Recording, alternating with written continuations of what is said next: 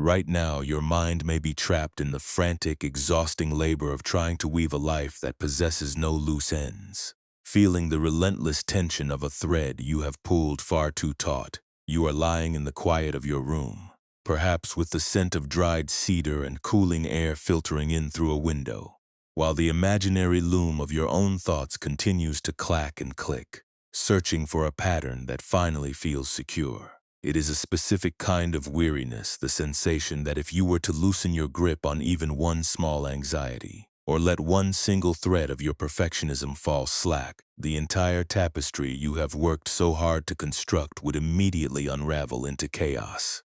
Your fingers are cramped from holding the shuttle of your attention so firmly, and even as your body longs for the surrender of sleep, your mind insists on checking the weave, terrified that one missed stitch might betray your lack of worth to the world. Maybe you came here because you are tired of this rhythmic, self-inflicted strain, tired of the way your heart insists on tethering its safety to the flawlessness of its output. You are not broken for feeling this pressure, nor is it a sign of failure that you have been clutching these fibers so tightly. In truth, this chronic need to pull the thread tight is simply your mind's way of trying to remain coherent, a misguided attempt to prove that you are worthy of your place in the world. Tonight, we are going to explore why this relentless need for a perfect pattern feels like a necessity, even though it is the very tension that prevents you from resting in the ease of your own skin. We will not try to force your mind into a coerced silence, because a mind treated like a faulty machine will only fight back with louder, more frantic cycles of revision. Instead, we will learn how to gently release the tension on the shuttle, to see what happens when you finally grant yourself the permission to leave a few stitches loose. You do not need to solve your whole life tonight. There is nothing required of you in this space except for the willingness to let your hands fall open, away from the loom. If it feels right, allow your body to sink deeper into the bedding, feeling the support beneath you, letting the fabric press gently against your skin. You are safe enough to soften. The world outside will continue to turn without your constant oversight. And for this hour, you are permitted to relinquish the burden of keeping your internal fabric from coming undone. There is a profound paradox at the heart of our struggle with perfection. We often believe that the tightness of our focus is the price of our safety, that if we stop pulling the thread, we are somehow betraying the goals we set for ourselves, or the image we want to project. We imagine that the tension in our chests is proof of our commitment. Yet Buddhist wisdom suggests something quite different. Holding on to the fabric with white-knuckled desperation does not prevent the occasional snag. It only ensures that we are too strained to enjoy the beauty of the work we have already created. The goal is not to abandon the work, but to realize that the pattern is already unfolding, and the weaver, the person you are today, is already capable of existing without the constant fear of an unraveling life. Imagine you are sitting in a dim, quiet workshop that overlooks a vast field of tall, swaying wheat. The air is filled with the scent of raw silk, beeswax, and the damp earth of the approaching twilight. Before you sits a grand loom, its wooden frame aged to a soft silver gray. You have been sitting here for a long time, working a single fragile thread back and forth through the warp. You are so focused on the straightness of the line, so terrified of the smallest knot or the slightest variation in the tension, that you have forgotten how to look at the wheat fields outside. You believe that your life is defined by the absolute uniformity of the weave. You are convinced that if you stop pulling the thread taut, the entire tapestry will collapse. The master of this loom is an old weaver who is completely blind. He has spent his life creating tapestries that are famous not for their mathematical precision, but for their strange asymmetrical beauty. He never checks the weave for mistakes. He never picks at the threads to ensure they are perfectly aligned. He simply moves his wooden shuttle with a steady, unhurried rhythm, trusting the flow of the silk and the feeling of the wood against his palms. He has watched many students come to his workshop, their faces lined with the same frantic anxiety you might feel right now, their hands trembling as they try to match the perfect, high-tension output of a machine. He does not offer them a lesson in how to tie a tighter knot. He simply offers them a seat, and perhaps, He asks them to close their eyes and listen to the sound of the shuttle, which is just the sound of time moving. This workshop is the landscape of your inner life. You have been so fixated on the integrity of the weave that you have become deaf to the sound of the wheat stalks brushing against each other in the breeze. You have been so preoccupied with the snap of the silk that you have forgotten how to breathe in the expansive, open air of the veranda. You are trying to prepare for the end of the day by ensuring that every thread is in its rightful place, believing that this makes you a more disciplined and honorable weaver. But when you arrive at the edge of the evening, you will find that the darkness does not care about the pattern of your work. The darkness only cares about the rest. You are standing at the threshold of a different way of being. You do not need to be a perfectly consistent weaver to deserve the peace of the night. You do not need to prove that you have finished the tapestry, or that you are finally ready to be free from the fear of mistakes. You only need to notice the tension in your fingers. Tonight we will look at the way this desire to be flawless through exertion keeps the heart in a state of perpetual agitation. We will explore how to release the shuttle, just for a while, to listen to the silence that exists when you finally stop fighting the fabric. As you lie here, feel the weight of your limbs sinking into the bedding. Let the floor beneath you be the solid, sunlight-dappled wood of the workshop floor that supports your posture. Let the darkness of the room be the soft, protective shroud of the evening wheat fields. You are safe enough to let the unfinished pattern of your life remain as it is for a few hours. Nothing will fall apart if you stop holding it together with your constant aching vigilance. The world will not unravel because you have decided to rest your hands. If a thought of tomorrow arises, perhaps a task you fear you will never fully perfect, or a mistake you worry might define the entire texture of your day, do not chase it. Do not argue with it. Instead, observe it as if it were a single loose thread extending from your loom. Notice the way it catches the light. Acknowledge that it is part of your work, but recognize that you do not have to pull it until it breaks. You are the one who is weaving the pattern, not the one who is defined by the singular perfection of every stitch. We are going to look deeper into this, and in a moment, we will explore the story of a young weaver who came to the master's workshop, only to realize that the beauty of the tapestry didn't require him to be flawless, just present for now. Just allow yourself to exist in this space of arrival. You are doing enough simply by being here, by choosing to watch your inner landscape change without needing to intervene. You are safe. The thread behind you is already woven, and the night in front of you is waiting. And you are, in this moment, exactly where you need to be to begin the long, slow process of loosening the shuttle. There is a natural law here. We cannot always control the texture of the fabric, and we certainly cannot undo the stitches we have already cast. We worry so much about the flaw in the pattern that we fail to see the life that is forming beneath our fingers. But the master weaver knows something you might have forgotten. A tapestry with no loose threads is a tapestry with no character, no movement, and no story. Tonight we will learn how to breathe into the tightness where you have held on for so long. There is no need to rush. The twilight moves in its own time, and you have all the time you need to learn how to weave with an open hand. Just stay with your breath. Stay with the quiet. The pattern will still be there if you need to remember it. But for tonight, you are allowed to leave the loom silent and see what it feels like to simply be the weaver who has finally walked out into the cool evening air.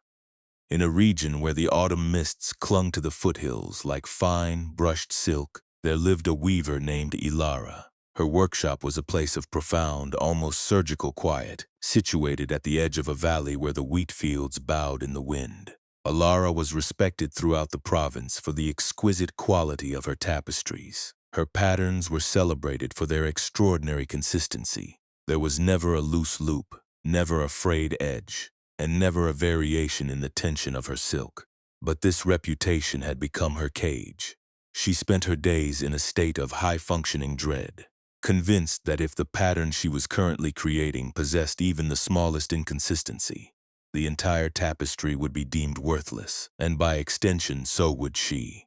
Her loom was a massive, ancient construction of dark, polished mahogany, its frame etched with symbols that had been worn smooth by the touch of generations. Every morning, Before the light reached the floorboards, Alara would seat herself on a low, wooden bench and begin the work. She had a wooden shuttle, carved from a single piece of plum wood, which she moved back and forth with a mechanical, relentless precision.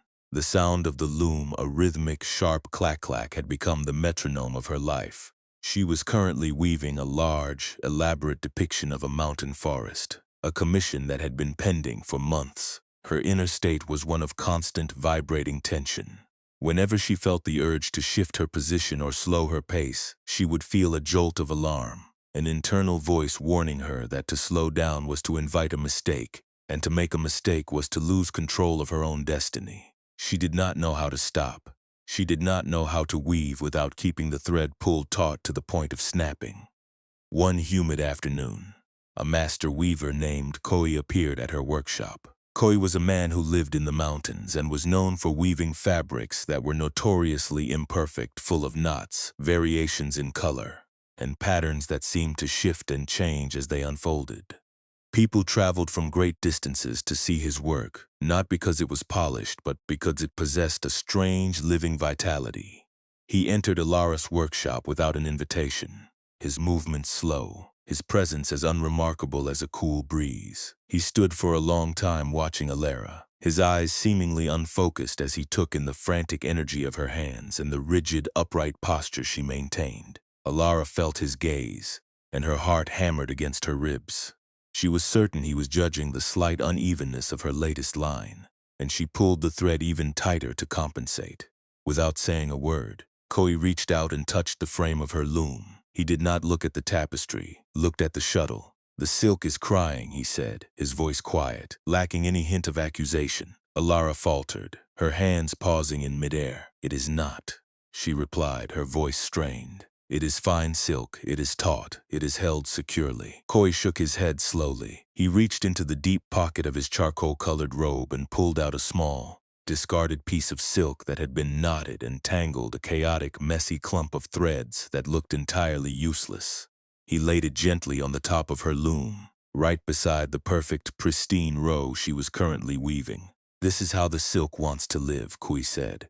"It wants to flow, it wants to tangle, it wants to be caught by the wind. You are trying to treat it like a prisoner, Alara. You think the value of the tapestry is in the lack of flaws, but look closer at your own hands." Alara looked down. Her fingertips were stained a faint, bruised purple from the friction of the thread. She realized, with a sudden sharp pang, that her hands were permanently locked into a clod, grasping shape even when they weren't on the loom. She could not easily flatten them. She could not easily rest them. Koi picked up her wooden shuttle. He held it out to her, but he did not give it back. "You hold this as if your life depends on keeping it moving, as if the pattern would vanish the moment you let go. But tell me, what happens to the forest in the mountains when the wind blows and the branches tangle? Does the mountain cease to be?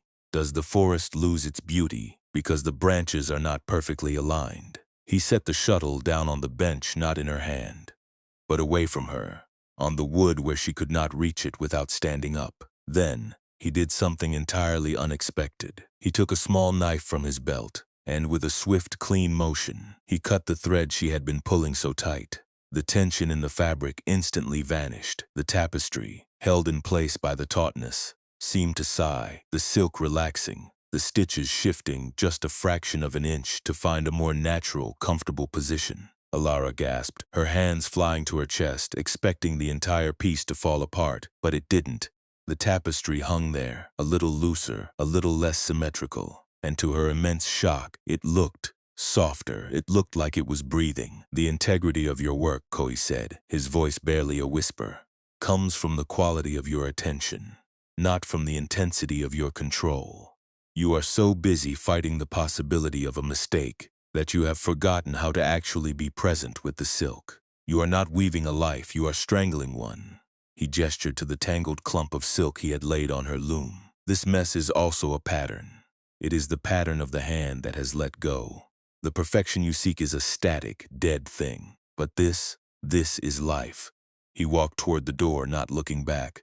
"If you cannot weave without needing to control every outcome, then you are not a weaver. You are merely a servant to a tool. Perhaps it is time you learned the difference." Koi disappeared into the mist, leaving Alara sitting on her bench, staring at the cut thread. She looked at her hands, still curled in that desperate, grasping shape. She felt the heavy, suffocating silence of the workshop. For the first time, she didn't reach for the shuttle. She didn't try to mend the cut thread. She didn't try to pull the tapestry back into its previous rigid state. She simply sat there, watching the sunlight play across the loose, relaxed threads of the mountain forest. She noticed that where the thread had been cut, the colors seemed to blend into one another more naturally. The harsh lines were softened. It was not perfect, but it felt like a forest. It felt like something that could actually exist in the world, something that could weather a storm, something that could move. A profound, quiet realization washed over her. The tightness she had lived with for years wasn't an armor. It was the very thing that kept her from experiencing the reality of her own existence. She realized that she had been spending her life in a state of constant, low-level emergency, terrified that the fabric would unravel, never once stopping to consider that even an unraveled piece of cloth is still silk. Even a broken pattern is still part of the work. She leaned back, her back muscles protesting the sudden change. And for the first time, she allowed her shoulders to drop away from her ears. She felt the cool air of the valley enter the space she had kept guarded. For so long, she didn't reach for the knife to fix the weave. She didn't reach for the shuttle to begin again. She simply sat, watching the dust motes drift in the shafts of light, realizing that she was not the loom, she was not the tapestry, and she was certainly not the perfection of the stitches. She was the one who was watching the work. She was the one who could choose to hold the shuttle lightly or to put it down entirely. And in that quiet workshop, as the shadows lengthened across the floor, Alara felt the first, tentative stirrings of a piece that did not require a single to be flawless. She felt the rhythm of her own heart, not the clacking of the loom, but the steady, quiet pulse of a life that was finally, after so many years, beginning to uncurl. She was not weaving anymore. She was simply existing in the space where the work had been. And that, she found, was enough.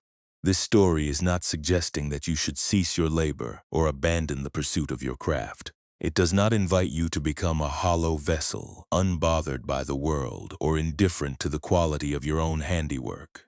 Instead, it invites you to notice something infinitely more essential. The ache that Alara carried, that same vibration of high-functioning dread that perhaps keeps your own jaw tight as you lie in the dark, was not born from the reality of the silk itself.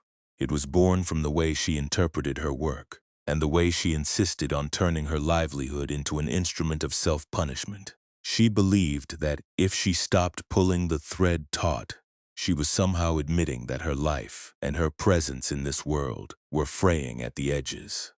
You see, Alara was treating her existence like a tapestry that had to be finished perfectly before the sun went down. She felt that if she didn't maintain constant, frantic vigilance over every fiber, she was failing to justify her own existence. This is the mechanism that turns our daily challenges into long-term structural suffering. We believe we are the ones responsible for holding the world together. And when we encounter a moment of natural human inconsistency, we view it with deep suspicion, fearing that we are losing our grip.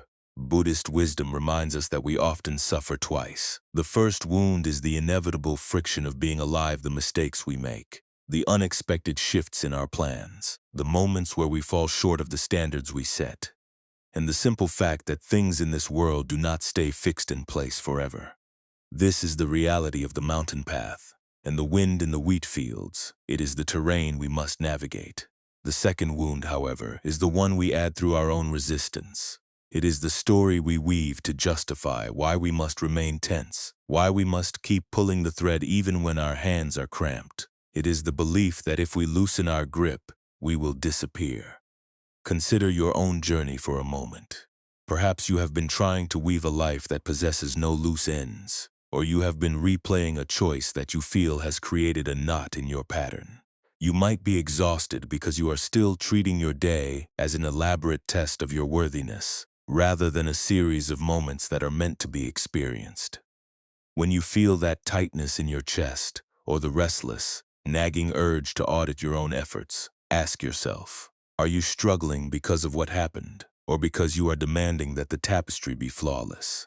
This is not a cold or clinical philosophy. It is a deeply compassionate invitation to stand tall. When Koi cut the thread and showed Ilara that the tapestry still held together, he was not telling her that mistakes were good. He was showing her that the value of her life was not found in the absolute uniformity of her output, but in the quality of her presence. The silk was just silk. The tension was just tension. The true weaver was not the one who could pull the hardest, but the one who could stay with the work, even when the wind blew or the weave shifted.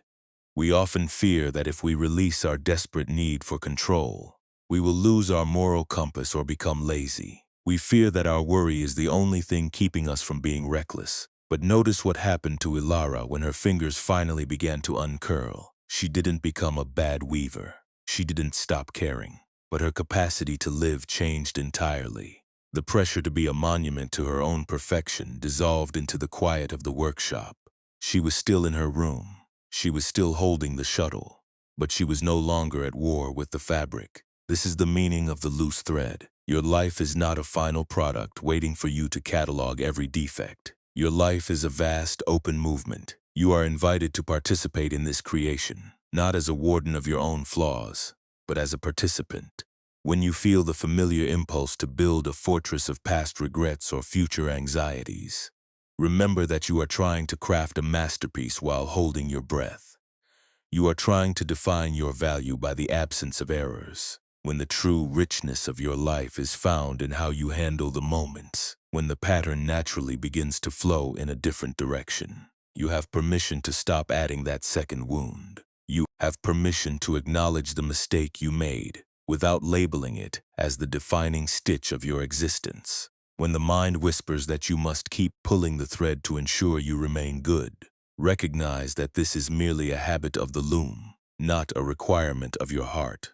Accountability is not the same as self-flagellation. To be accountable is to see what is there, to acknowledge the state of the pattern, and then to continue the work without the added weight of self-loathing.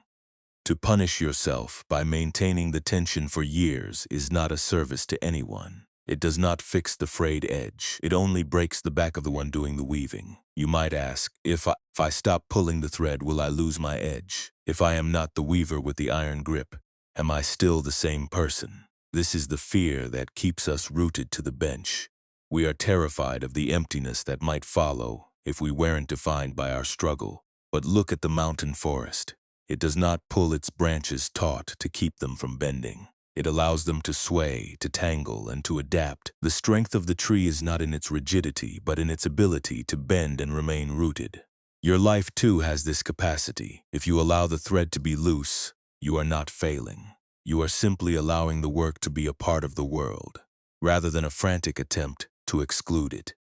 This is not a call to abandon your efforts. It is a call to change your relationship with the shuttle. When you release the tension, you are not destroying the tapestry. You are simply allowing it to take on its own texture, one that is informed by your hands, your heart, and the wind that blows through the open door. Instead of being carried as a source of constant abrasive pressure, the work becomes a part of the life you are inhabiting.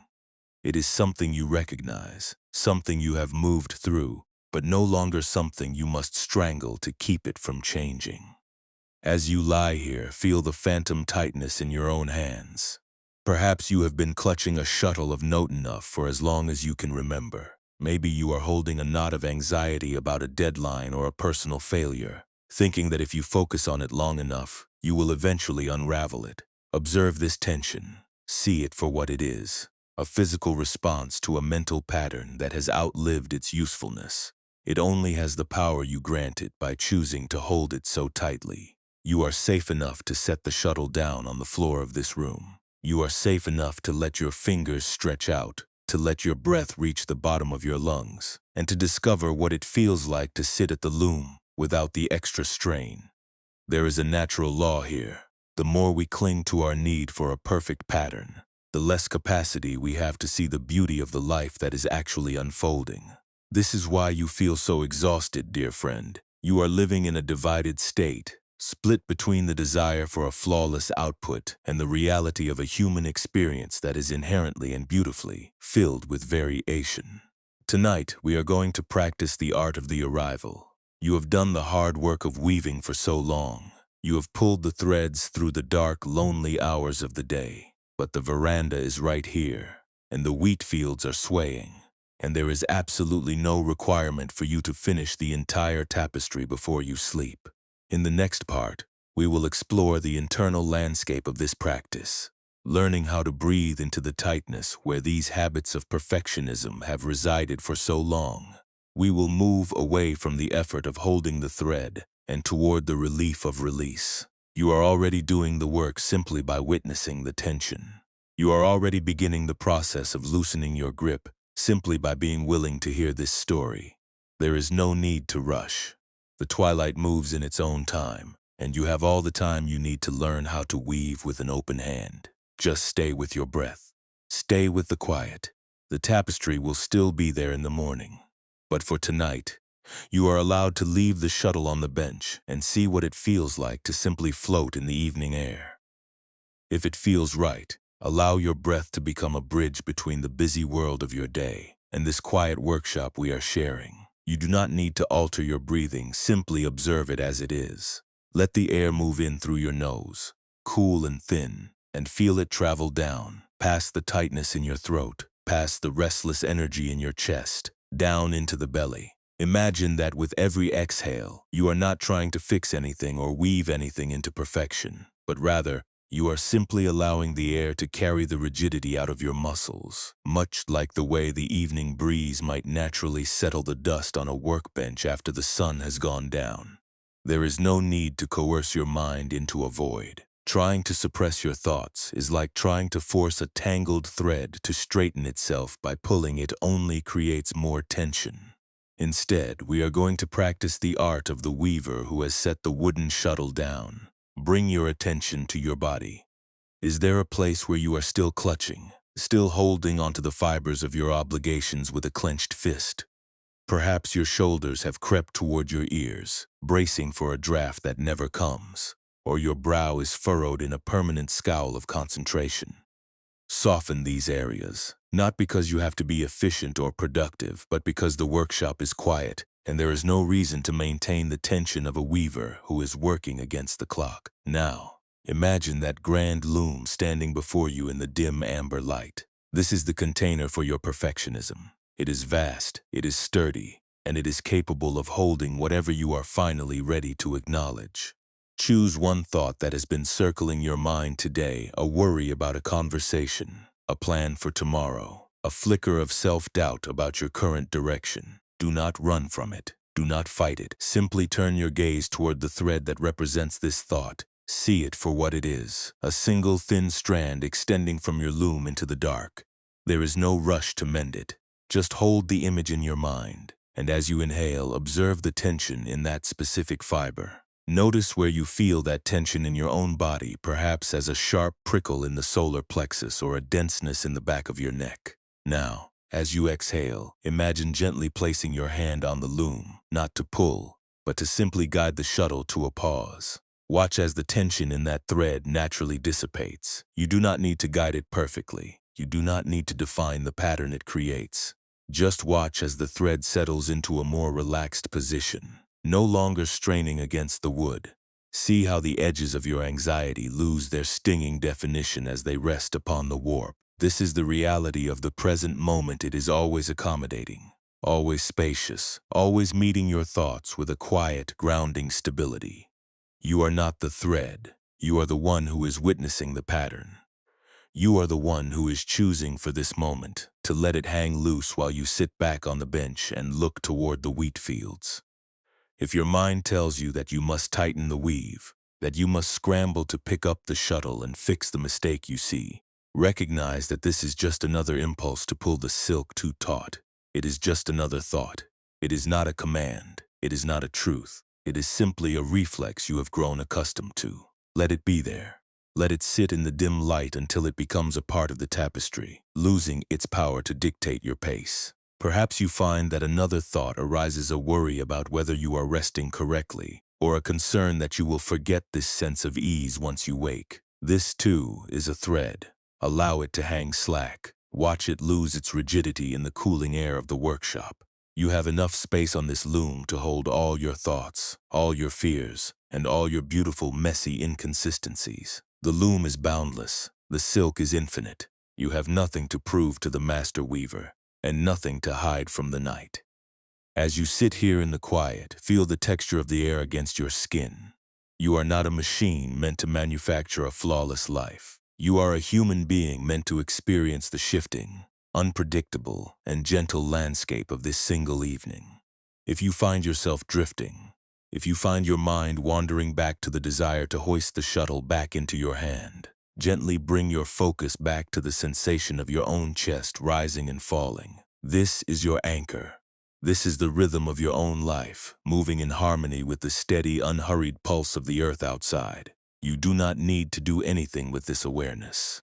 You do not need to categorize your stitches or turn them into a monument of your competence. You are allowed to be the weaver who has decided that the tapestry is finished for the night. You are allowed to be the one who sits on the bench and listens to the sound of the wind moving through the wheat.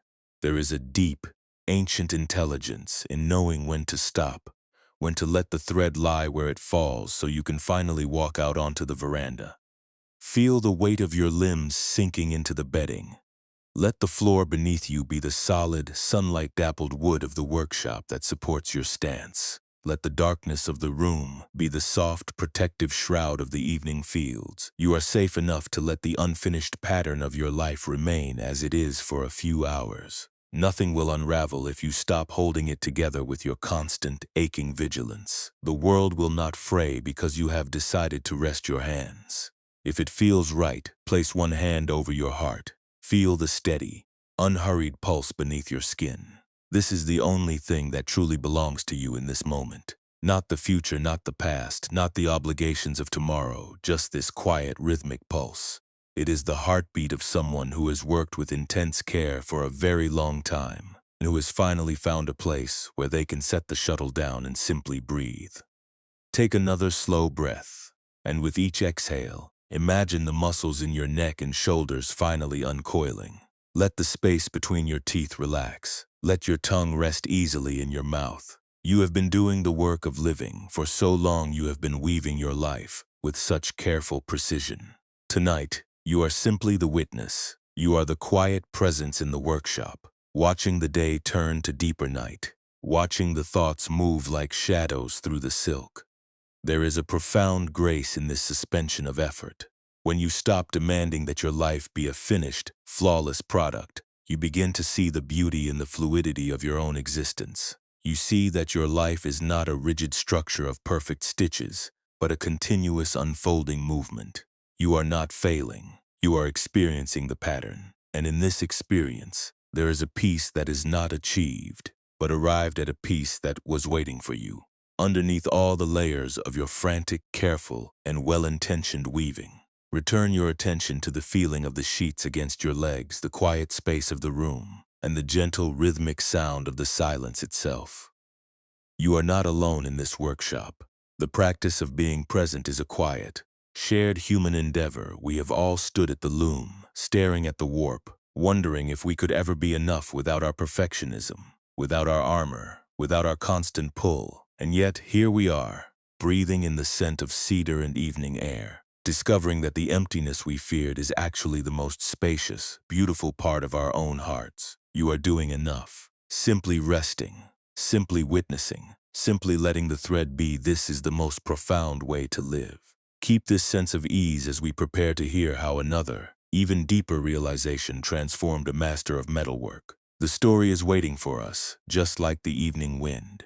Just like the silence that is beginning to fill the room. You are safe, you are held, and you are ready to let the loom be still. In the high, thin air of a mountain pass, where the clouds often weave themselves into the very fabric of the earth, there once lived a scholar named Jiro, who possessed a singular, obsessive burden. Jiro was a man whose entire life was governed by the frantic desire to produce a perfect map of the surrounding terrain.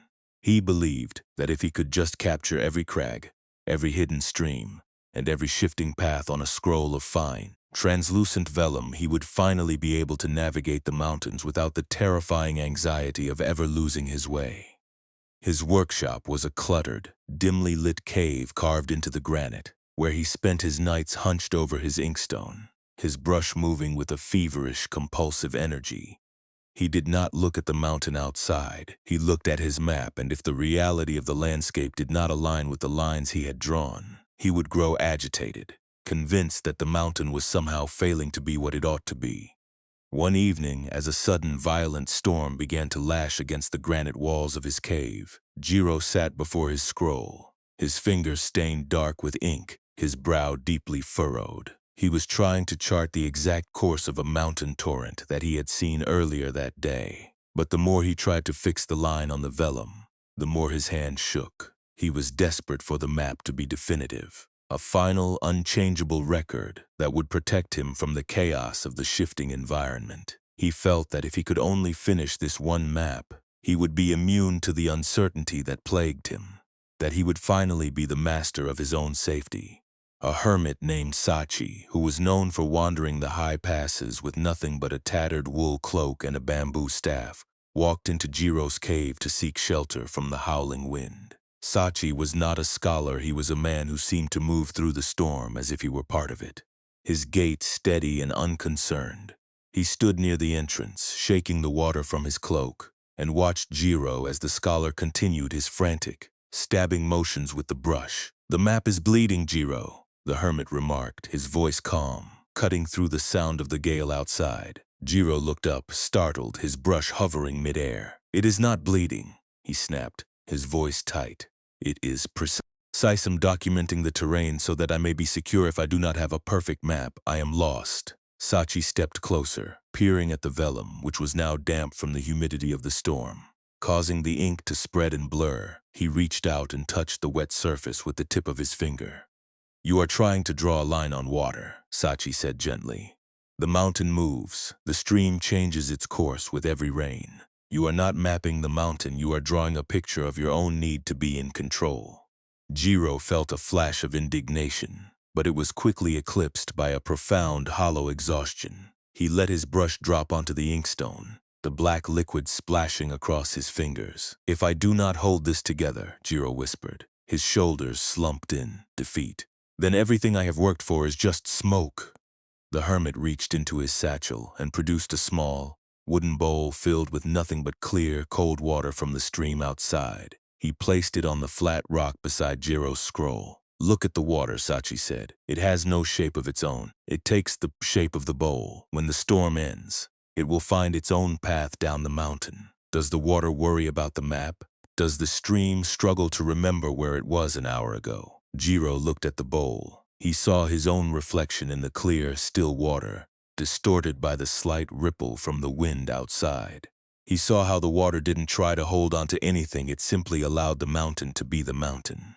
"The map is not the mountain," Sachi continued, his gaze shifting to the dark, churning entrance of the cave. "You are so afraid of getting lost that you have never actually been here. You have lived your entire life in the margins of your own scroll, looking for errors to correct, while the mountain itself has been waiting for you to simply walk it." Sachi then did something that startled Jiro. He took Jiro's hand, the one stained with ink, and placed it firmly, palm down, into the bowl of water. Jiro recoiled, but the hermit held his hand steady. The ink washed away, turning the clear water into a dark, swirling cloud.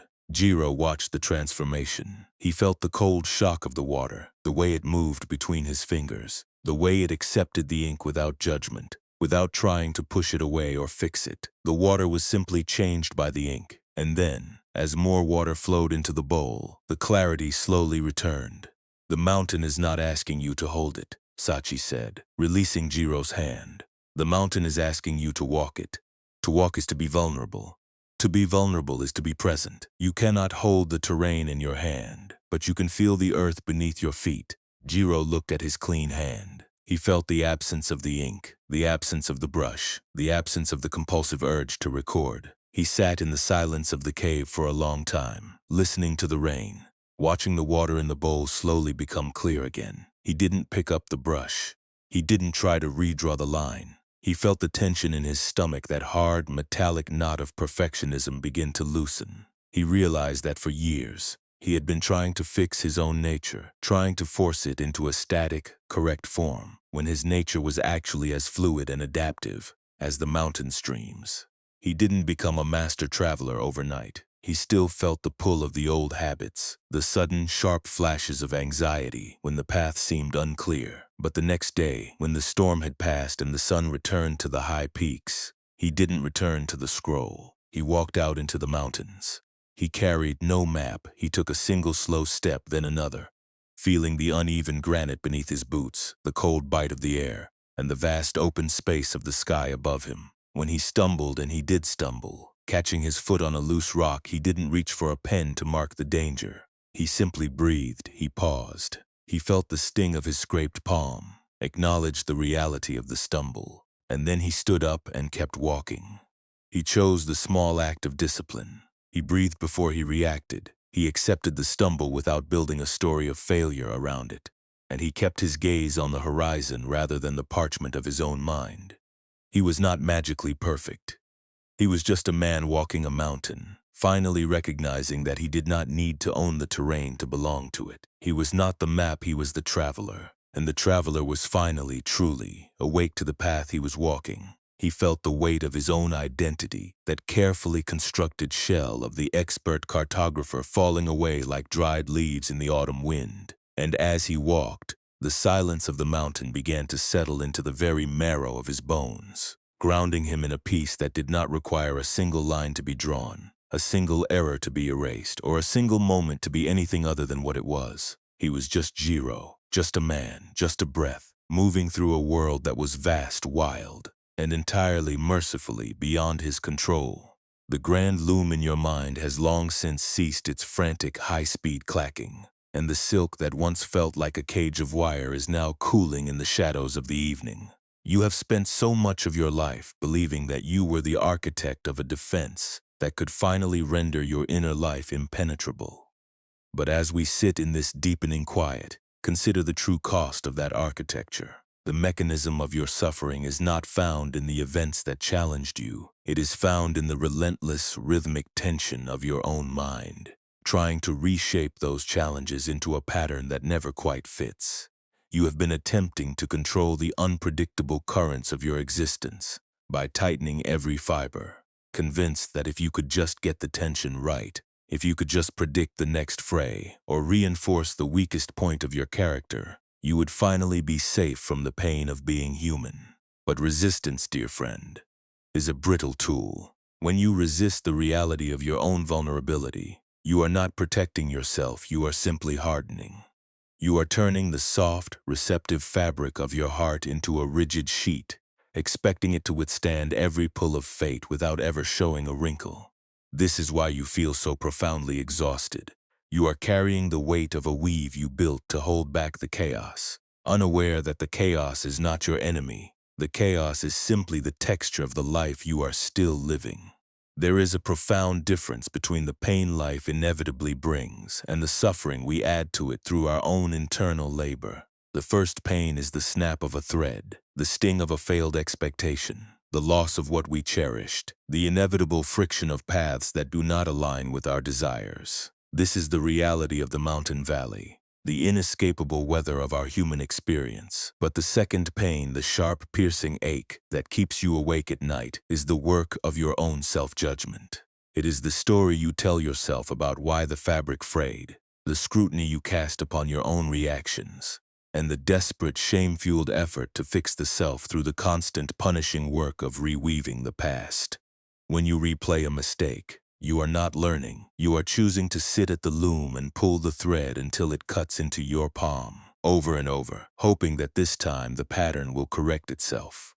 When you rehearse the future, anticipating every potential snag, you are weaving a tapestry in a workshop that exists only in your imagination, using up the precious breath you need for the present. This habit of turning pain into an identity, of saying, "I am the one who is unraveled," or "I am the one who fails to hold it together," is the heaviest part of the work. You are not the tangled silk. You are not the error in the weave. You are the space in the workshop. You are the stillness that remains when the shuttle finally stops moving. Buddhist wisdom teaches that we are not here to perfect the fabric until it is immune to the world. We are here to meet the world with a heart that knows how to expand. Think of how often you check your own reflection in the eyes of others, waiting for approval as if it were a smoothing iron that could press away your perceived flaws. You check your phone. You measure your progress against the lives of others. You smile when you are heavy, all in a frantic attempt to verify that you are still together, still working.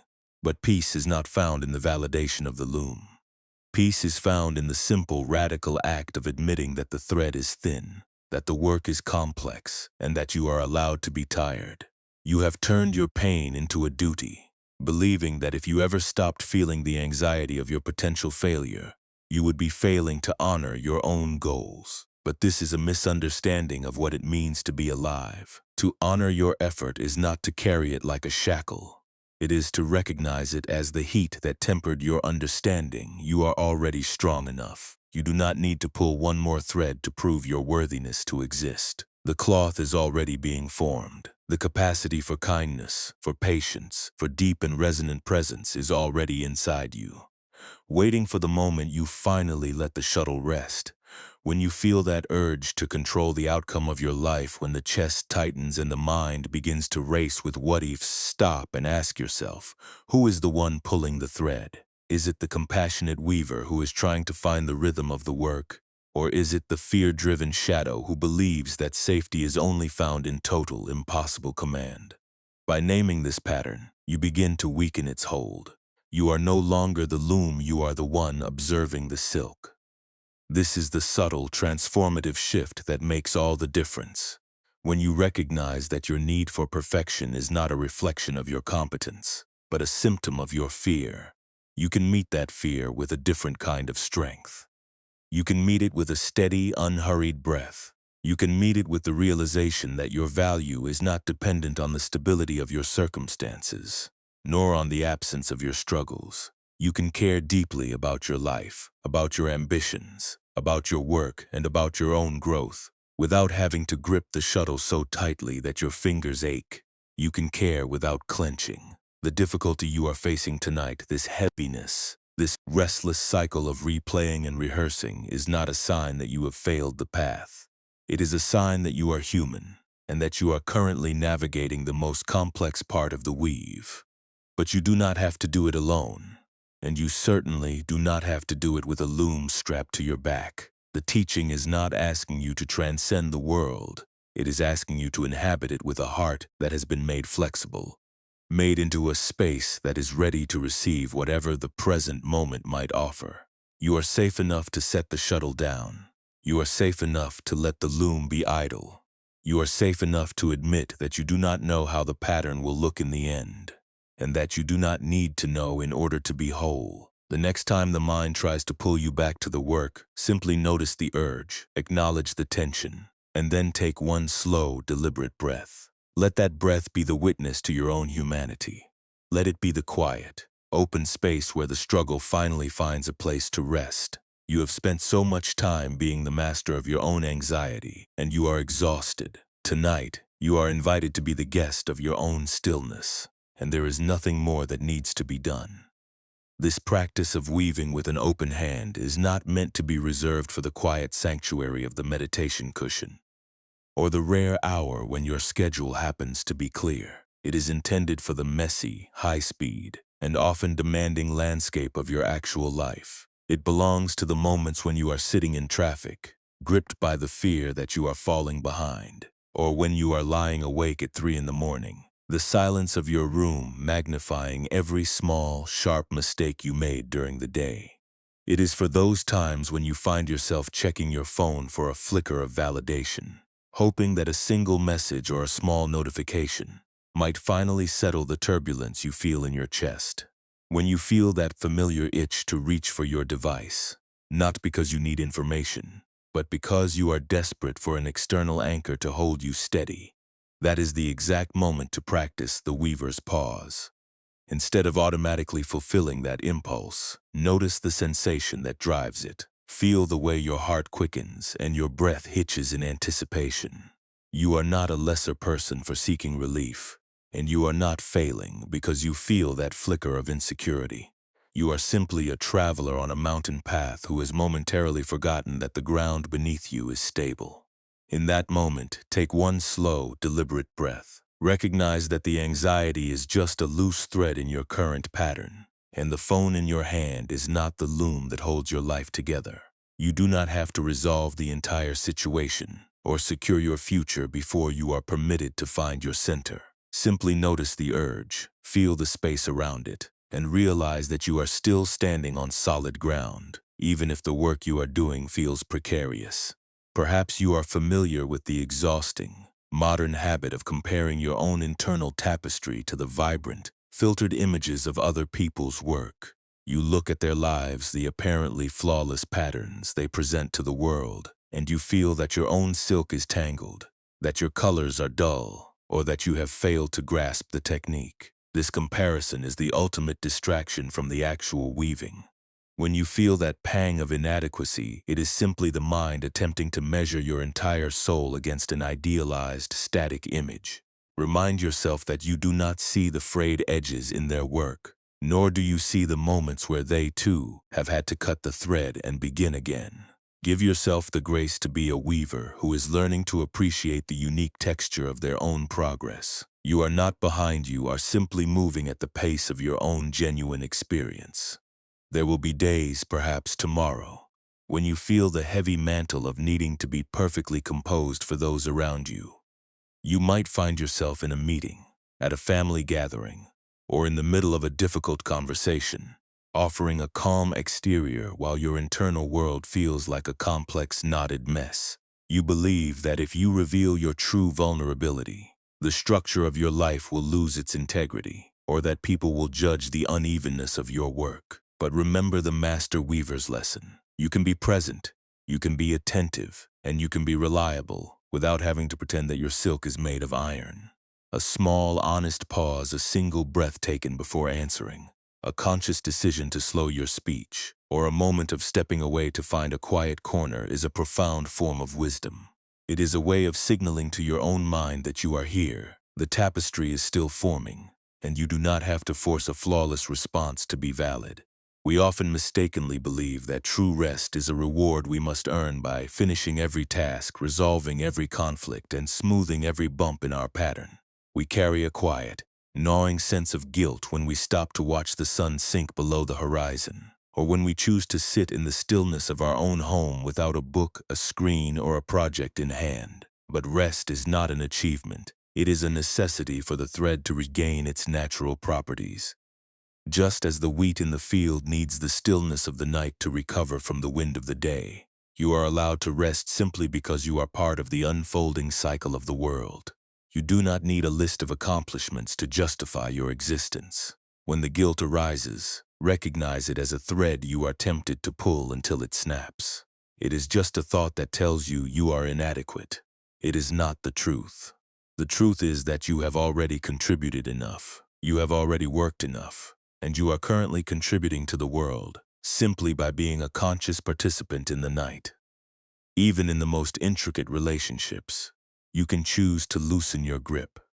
We often try to orchestrate the lives of the people we care about, predicting their reactions and trying to prevent them from experiencing any discomfort, as if we could manage the weave of their lives for them. But love, when it is unburdened by the need to manage the outcome, becomes remarkably light. It is the capacity to sit beside someone, recognizing that their journey is their own, and that your only role is to be a supportive, grounded presence. When you feel the sharp urge to fix a partner, a friend, or a family member, gently step back. Offer your presence instead of your intervention. You will discover that when you stop trying to dictate the tension of the connection actually deepens. It becomes a shared space where both of you can move without the constant fear of snagging on each other's history. The same compassion applies to the way you treat your own past mistakes. We are so fond of holding on to our ancient snags, using them as cautionary tales to keep ourselves small. We look at a knotted thread from years ago and cry out, "I should have known better." But that mistake is part of the landscape that lies behind you. It cannot be altered by the intensity of your current regret. You can forgive yourself for the lack of experience you had at that time. You can acknowledge that you were weaving the best you could with the strength and the sight you possessed. Forgiveness is not about pretending the mistake didn't happen. It is about realizing that a single knot does not define the integrity of the entire piece. You are still moving, and the next stitch is always available to you, right now, in this breath, in the small, seemingly insignificant moments of your day. Look for the opportunities to practice this softness. When a door slams, when a plan is delayed, when the unexpected requires you to shift your focus, you are offered a choice. You can respond with the brittle rigidity of a locked loom, or you can respond with the resilience of a weaver who understands that the silk can accommodate the change. You can choose to be the one who witnesses the shift, rather than the one who is crushed by the gravity of the change.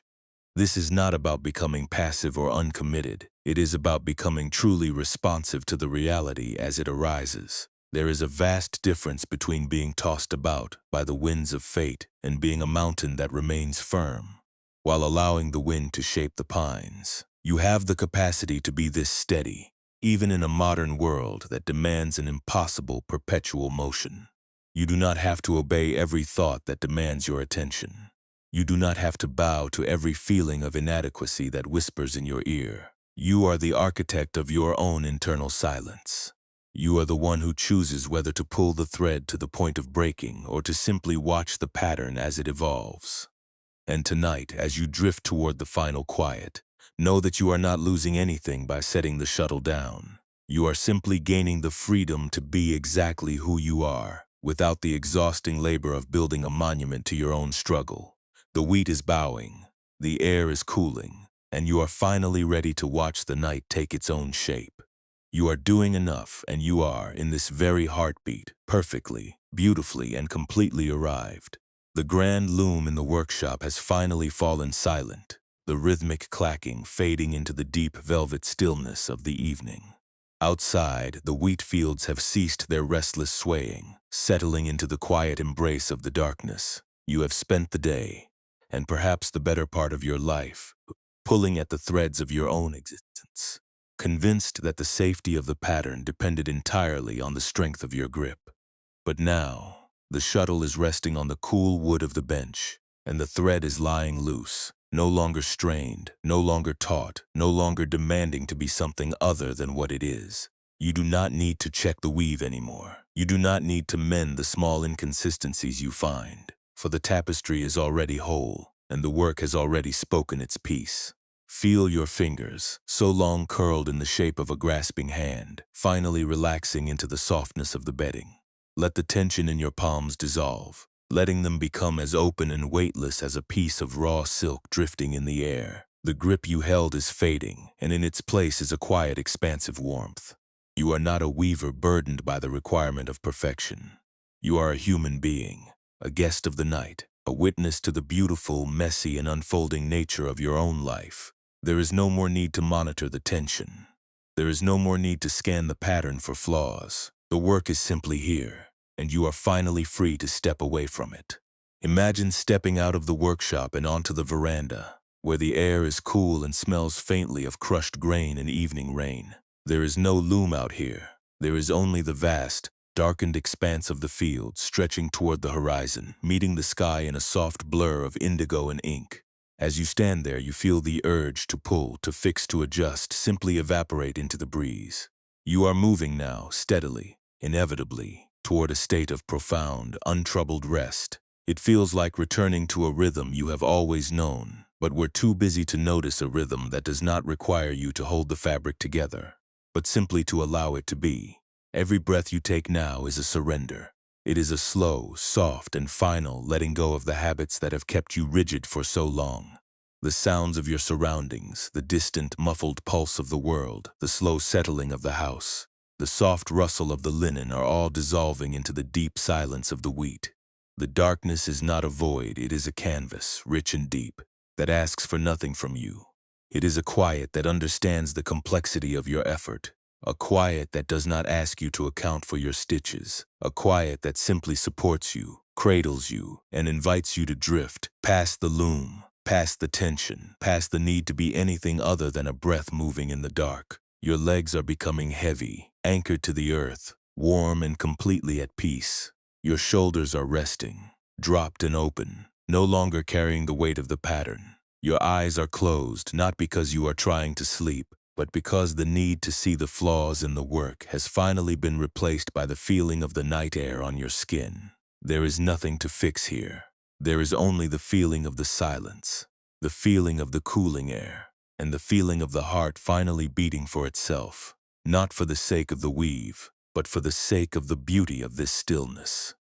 Everything you have worried about, every stitch you feared was out of place, is left far behind in the workshop, sitting on the bench, waiting in the dim light for a tomorrow that is still far away. You are moving now, steadily, inevitably, toward a rest that is deeper than any project, a rest that is wider than any anxiety you have ever carried.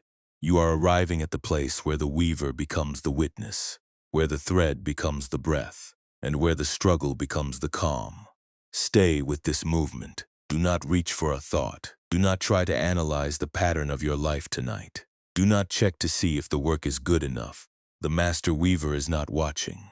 The field does not care if the thread is loose. The night is simply unfolding, and you are simply here. And that is enough. It is more than enough. It is the beginning of a peace that does not require your permission to be. A peace that was always waiting for you, beneath the tension, beneath the effort, beneath the long labor of your own heart. Let the darkness rise up to meet you, soft as silk, cool as the evening breeze, deep as the fields that surround you. You are safe, you are enough, you are held. The shuttle is still, the pattern is resting, and the mind is drifting, drifting into the only home you have ever truly known. If the life you were trying to fix was never broken, what would it feel like to finally set the shuttle down? Close your eyes and trust the weaving to the silence.